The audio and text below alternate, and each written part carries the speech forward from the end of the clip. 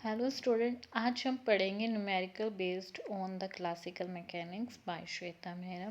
तो हम कुछ सॉल्व एग्जांपल आपके सामने लेके चल रहे हैं कि हमें शो करना है एंगुलर मोमेंटम का कि वो कौन कंजर्व्ड रहता है, कांस्टेंट रहता है in motion under a central force.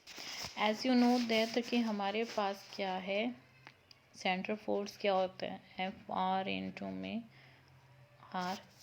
ठीक है, आर हमारे पास यूनिट वेक्टर है, in the direction position of vector R है। हमने पार्टिकल लिया जो इन्फ्लुएंस हो रहा है अंडर सेंट्रल फोर्स के।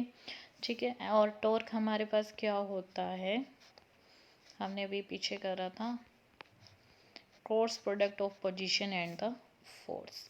हम दोनों हमारे पास क्या है, फोर्स की वैल्यू है हमारे पास दिस, पुट कर देंगे हम जस्ट।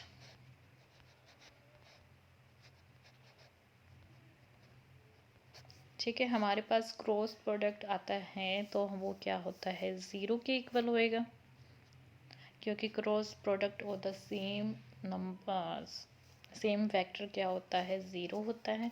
तो यहाँ से हमारा टॉर्क क्या हो जाएगा, ज़ीरो, और हमारा डी एल बाई में डी टी वो भी क्या हो जाएगा, zero. Angular momentum with respect to time क्या हो जाएगा, ज़ीरो। अगर टॉर्क की ज़ीरो है तो ये भी ज़ीरो, बट हमारा एल क्या रहेगा, कांस्टेंट रहेगा। एंगुलर हमारा क्या होगा, मोमेंटम कांस्टेंट रहेगा। तो जो हमें प्रूव करना था वो हमने प्रूव कर दिया। ओके, नेक्स्ट एग्जांपल है कि हमारे पास टू पार्टिकल हैं, कनेक्ट किया गया है बाय रोड से, जिसकी वेरिएबल लेंथ है एल। हमें दे रखा है L is equal to F T, जहाँ पे एफ टी क्या है, फंक्शन ऑफ टाइम का।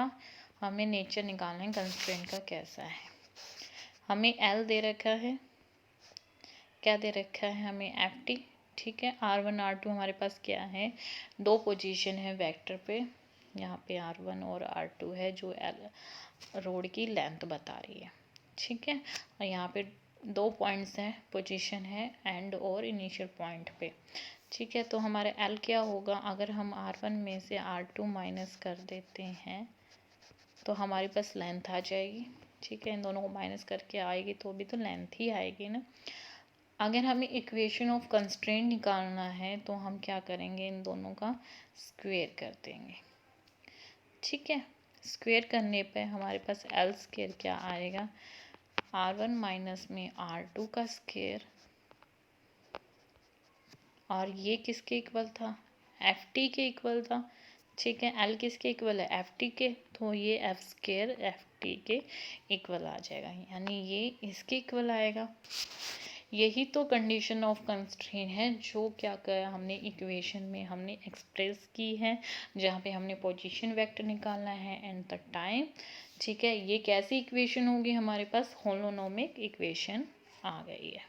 ओके, लास्ट एग्जाम्पल है ये हमारा, हमें लैग्रेंज इक्वेशन निकालनी है for the particle moving in A free space in the Cartesian coordinate.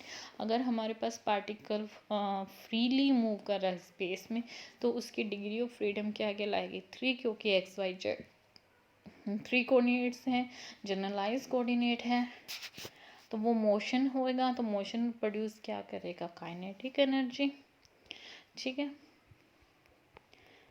1/2 M we square है। ठीक है, तो हम अगर ये लगा देते हैं, ये किसके इक्वल होएगा, वेलोसिटी के। इसका मतलब क्या होगा, डी एक्स बाई में डी टी। ठीक है, पोजीशन का डेरिवेटिव करते तो वेलोसिटी होता है, अगर हम एक सिंगल डॉट लिख देते हैं तो भी क्या होता है, वेलोसिटी। थ्री कोऑर्डिनेट सिस्टम है, इसलिए हमें इसको 3 बार लिखना पड़ेगा।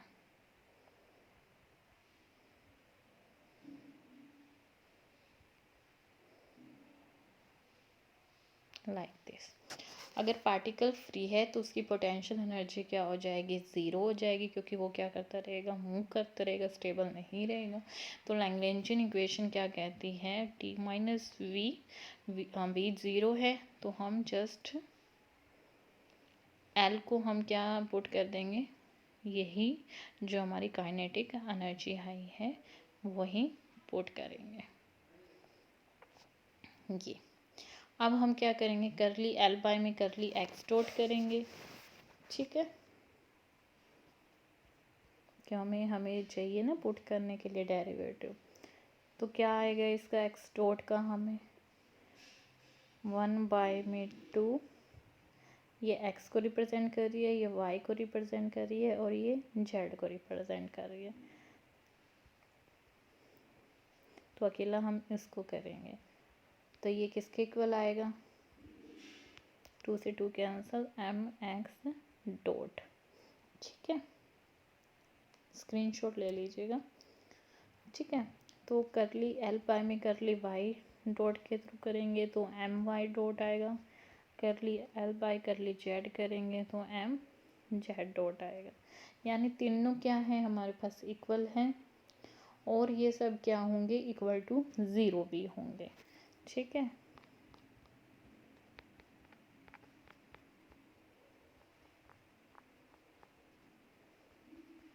ठीक है, ये सब इक्वल भी है क्योंकि हमने सबकी वैल्यू एक्स डॉट लिखी थी, इसलिए इक्वल है। ज़ीरो इसलिए होगा क्योंकि हमारे पास ये क्या है, जनरलाइज्ड फोर्स है, कोरस्पॉन्डिंग टू जनरलाइज कोऑर्डिनेट है। तो हमारी लैग्रेंजियन इक्वेशन क्या सिस्टम में, वो सब एक दूसरे के ज़ीरो के इक्वल ही होते हैं, ठीक है।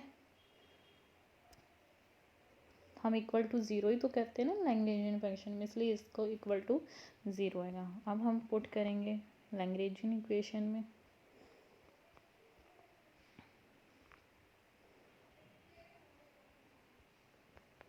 ये किसके इक्वल आएगा, एफ एक्स के लिए।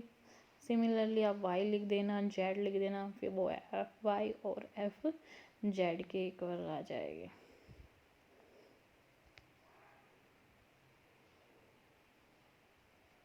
ठीक है, ऐसे आगे, ठीक है। बट दूसरा ये पॉइंट सब क्या रहेंगे, ज़ीरो रहेंगे, क्योंकि उन सब में एक्स डॉट ही था सब में, तो एक्स तो कहीं भी नहीं था, तो ये सब वैल्यू क्या आ जाएंगी, ज़ीरो आ जाएंगी। तो हमारी जो रिक्वायर्ड लैग्रेंजियन इक्वेशन है वो क्या हो जाएगी, m x dot f x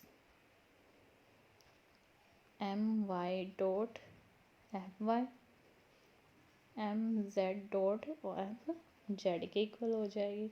यही हमारी लैग्रेंज इक्वेशन होएगी for the three coordinate system, जहाँ पे पार्टिकल क्या कर रहा है, फ्रीली मूव कर रहा है। इसमें हमने क्या किया था, काइनेटिक एनर्जी ली थी क्योंकि मोशन में है, काइनेटिक एनर्जी प्रोड्यूस करी, पोटेंशियल एनर्जी जीरो है क्योंकि पार्टिकल रेस्ट पे नहीं है, स्टेबल नहीं है। इसी वजह से हमने फिर क्या किया, करली बाय करली एक्स डॉट निकाला, करली वाई डॉट निकाला, करली जेड डॉट निकाला, वैल्यू सब इक्वल ज़ीरो है क्योंकि Lagrangian equation equal to zero होती है। इसी वजह से हमने जब सबकी वैल्यू पुट करी तो हमारे पास लैग्रेंजियन फंक्शन ये आया। Okay, that's all about today, thank you so much.